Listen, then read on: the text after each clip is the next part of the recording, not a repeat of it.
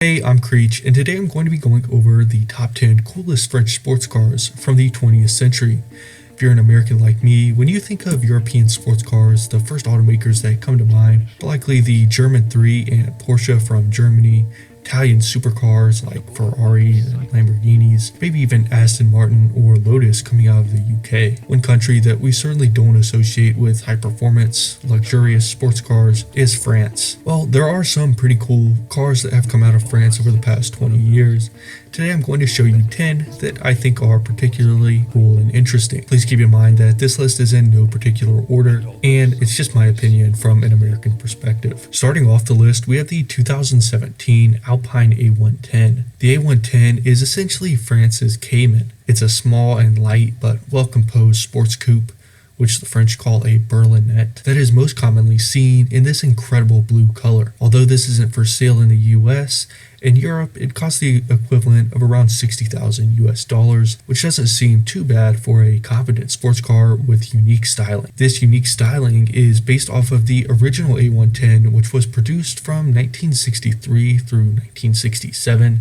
And the new A110 is a great take and modernization on that old design, in my opinion. The interior looks very nice as well, with the exterior color brought to trim panels and plenty of diamond stitching throughout. The base model puts out 249 horsepower and 236 pound-feet of torque out of a 1.8 liter turbocharged 4-cylinder. While this Porsche competitor isn't available with a manual, it does come with a 7-speed dual-clutch transmission that can change gears in just 260 milliseconds. All of this helps get the A110 to 60 in 4.5 seconds and reach a top speed of around 150 miles an hour. The one French car company that immediately comes to mind as an American is Bugatti. I could fill this list with Bugattis, but that's no fun, so I decided to limit myself to just one. And I've decided to go with the original 2005 Bugatti Veyron 16.4. The Veyron is one of the most important cars of all time. When it debuted in 2005, it completely changed our perspective of what a street-legal production car was capable of. The 2005 Veyron came onto the supercar scene with an 8-liter 16-cylinder engine with 4 turbochargers and a 7-speed dual-clutch transmission. The engine produced 987 horsepower and 922 pound-feet of torque, and this was a car that anyone with a driver's license could take out on public roads and exceed speeds of 250 miles an hour. And it could reach this 250 mile per hour milestone in less than a minute of acceleration. Of course, all of this didn't come cheap, especially after tacking on an ultra luxurious interior. Bugatti opened orders for the Veyron that start at 1 million euros, which is the equivalent of about 1.87 billion US dollars today. But this was before the era of countless multi-million dollar hypercars, and in many ways, the Veyron created the segment that we now know as the modern hypercar. Overall, I think flooding this video with Bugattis wouldn't be as interesting as learning about more obscure French cars, but I don't want to discredit the incredible things that Bugatti has accomplished in the past 20 years. Back into normal car territory, we have the 3rd gen Renault Megane RS. The 3rd and final generation of this hot hatch was produced from 2017 up to 2022, but the RS version of the Megane is sadly no longer available. It did have a good run of 3 generations in Europe. The 3rd gen RS, which by the way stands for Renault Sport, came standard with a 1.8 liter turbocharged 4-cylinder that put out 276 horsepower. RS buyers had the option for a 6-speed manual or a 6-speed dual clutch. The base could get to 60 in 5.8 seconds and topped out at 158 miles an hour. The trophy trim level bumped power up to 296 horsepower and cut a tenth of a second off of the 0 to 60 time. Finally, there was the Trophy R, which increased the top speed to 163 miles per hour and cut the 0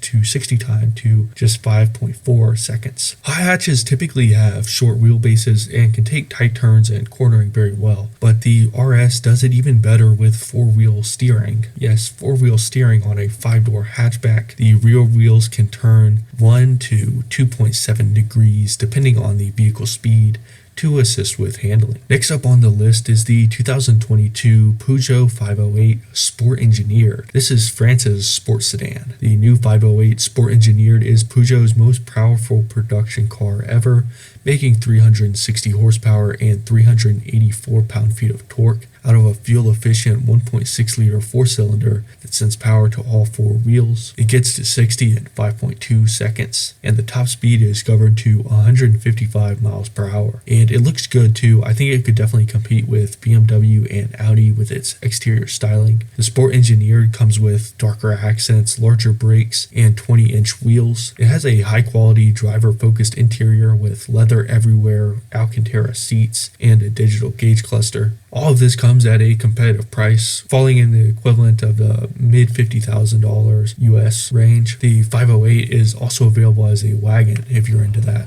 Up next is the 4th gen Renault Clio RS. Yes, this is the second Renault hot hatch on this list, but this one is smaller and cheaper, still packing a punch with a 1.6 liter turbo four-cylinder that produces 196 horsepower and 177 pound-feet of torque. Clio RS can get to 60 in 6.9 seconds and tops out around 143 miles per hour. The 4th generation of the Clio had updated styling and LED lighting, but it did eliminate the manual transmission that was replaced with a 6-speed dual clutch transmission. There's also an RS Trophy version of the Clio that produces 217 horsepower and 207 pound-feet of torque. There's a ton of history with the Clio if you want to learn more about this car on your own, and I may even make a video just on the Clio sometime in the future. The Clio also has a 5-star safety rating, which is certainly a plus when looking at such a small car. On to the next car. This one's a little more luxury than sports car, but I thought I'd throw it in because it's still pretty cool. The 2022 DS9 E-Tense is a large luxury hybrid sedan. It makes 360 horsepower and 265 pound-feet of torque out of a 1.6 liter turbo four-cylinder powering the front wheels and a synchronous motor that just goes to the rear wheels. This power is transmitted by an 8-speed automatic transmission that helps the heavy DS9 get to 60 in 5.6 seconds, and it also has a fully electric range of 38 miles. The DS9 has a quiet and luxurious interior that rivals other European automakers. Along with plenty of space inside the cabin, it also has one of the largest trunks in the segment. The exterior is sleek and does remind me a little bit of the Lexus ES, but overall I think the DS9 looks cleaner. DS Automobiles is new as a standalone brand, but this marquee has existed under Citroën for some time now and is now being sold as an entirely separate brand. Getting back to hot hatches, we have the 2011 Citroën DS3 Racing. The DS3 Racing is a 3-door hatchback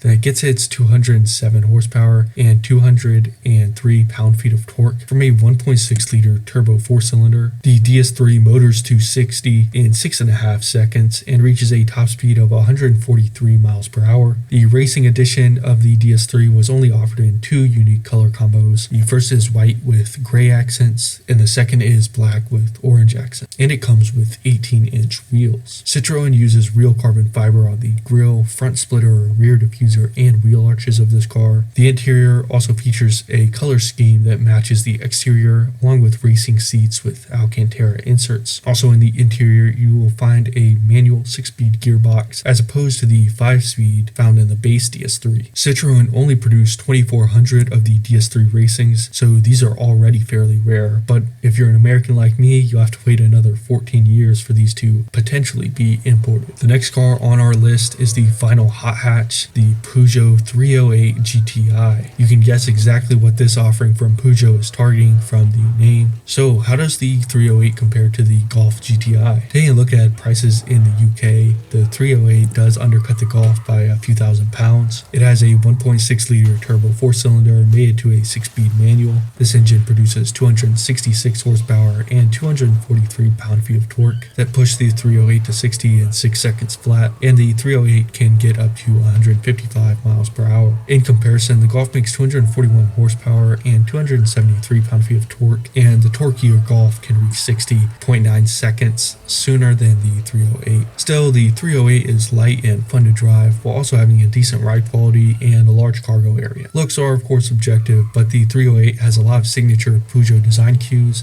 and is fairly restrained overall. Now that we're done with the hatches, we go back to coupes with the Peugeot RCZ-R. Peugeot began production introduction of the sporty RCZ in 2009, and for the 2014 model year introduced the high-performance RCZ-R. At the time, this was the most powerful car Peugeot had ever made, producing 270 horsepower and 243 pound-feet of torque from a 1.6-liter turbo four-cylinder, propelling it to 60 in 5.9 seconds with a top speed of 155 miles per hour. The RCZ was a light car, but the R version cut weight even more while tightening the steering and stiffening the suspension to give it better handling. Europeans could buy an RCZ-R for the equivalent of $42,000 today. Personally, I'm a huge fan of the styling. It reminds me of the last generation Mitsubishi Eclipse that we got in the US. To finish off the list, we come back where we started with the Alpine A110. Although this one is the new higher trim levels, the A110 GT and the A110S. The GT model is of course a Grand Tourer model, and it comes with comfortable 6-way adjustable leather seats, premium sound system, and upgraded suspension and brakes. In my opinion, the A110S is the one to go for. This comes in orange with black accents, along with an aero kit and 18-inch wheels. While the S has the same engine as the base A110, it uses a larger turbo and pushes out nearly 290 horsepower while getting to 60 in 4.2 seconds and reaching a top speed of 171 miles per hour. It has the same insanely fast dual clutch transmission from the base model, changing gears in 260 milliseconds. It has the same nice interior, although this one is blacked out except for orange accents. It's also full of Alcantara, including Alcantara Seatbelt seats. Since I've been making this video, the A110 has quickly become one of my favorite cars, and it's really a shame that it'll take a really long time for this to even be allowed to come to the US, and I doubt I'll really ever get to see one in person. So that's all I have for you for today. Let me know what your favorite car was, or do you think I missed any cool modern French cars that you think deserve a mention? Let me know in the comments down below. I have a ton of stuff in the works. I'm just trying to get everything out. Thanks for watching. I'll see you in the next video.